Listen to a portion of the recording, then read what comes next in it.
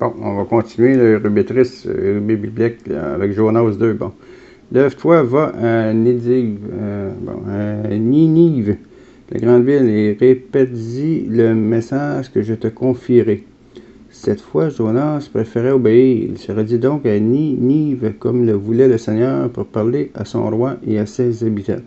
La ville était si grande qu'il fallait 3 jours pour la traverser à pied.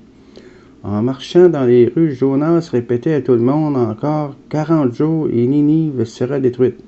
Or, dès le premier jour, les habitants de Ninive crurent que Dieu et en ce que disait Jonas, de plus grand ou plus petit. Ils s'habillèrent de sacs en signe de pénitence pour montrer qu'ils voulaient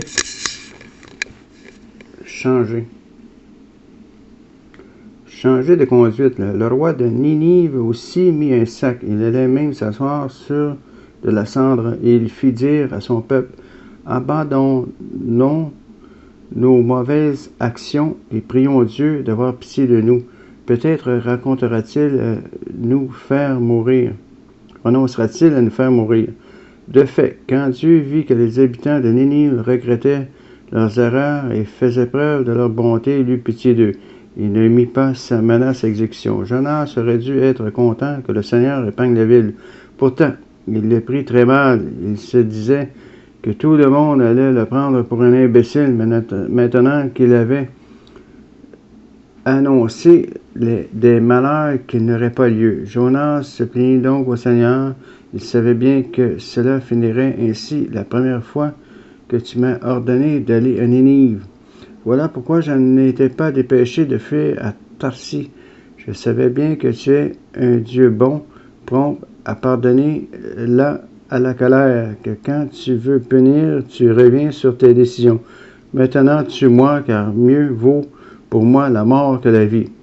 Es-tu sûr d'avoir raison de te fâcher, répondit le Seigneur. Mais Jonas, furieux, sortit de la ville, se fit une cabane un peu plus loin, et s'assit, en attendant de voir ce qu'il allait arriver à Ninive.